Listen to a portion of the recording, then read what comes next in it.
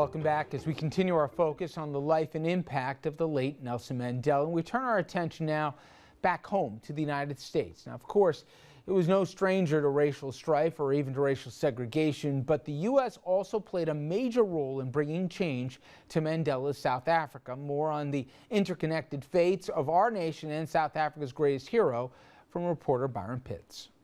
Just 4 months after he was set free from prison in 1990, Nelson Mandela set foot in America for the very first time. An 8-city tour starting in New York. It was magical. It was as if Malcolm and Martin were still alive and the Mets had won the World Series all in New York, all in one day. Mandela spoke at Yankee Stadium. You now know who I am. I am a Yankee. For many then as now, it wasn't so much Mandela's oratory skills, but the aura of his story that inspired. A story so familiar and intertwined with America's past, and still so very painful. The anti-apartheid protests of the 80s captivated a new generation on college campuses and communities.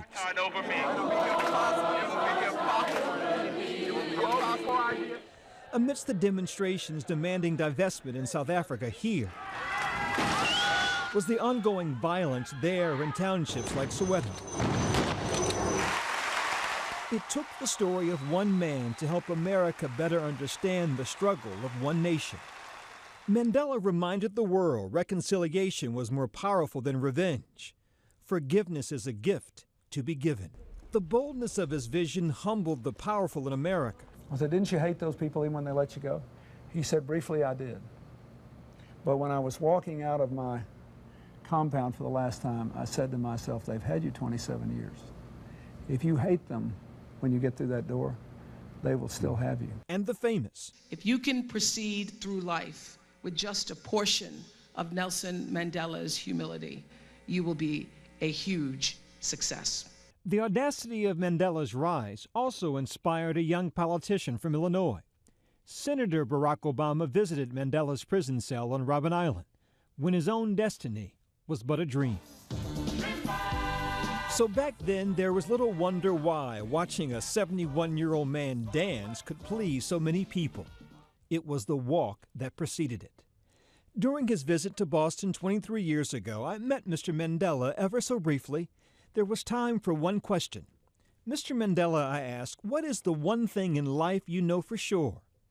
With that elegant smile, he answered, good and evil are always at war. Good men must choose. With defiance and dignity in equal measure, Nelson Mandela chose, and America loved him for it. Byron Pitts, ABC News, New York.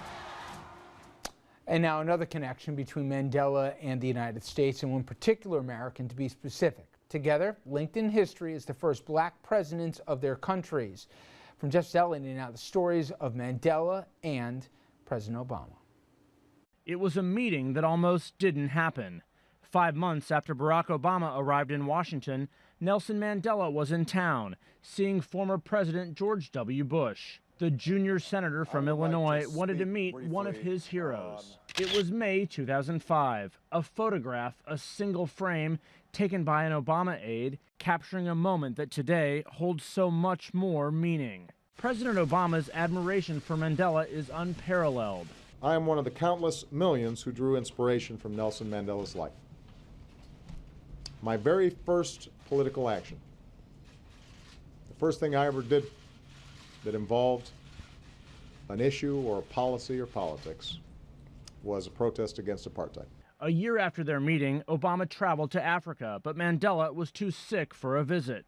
But Obama stood in the small prison cell at Robben Island, where Mandela was held for 27 years. Then he came back as president. I had the chance to visit back in 2006, but there was something different about bringing my children.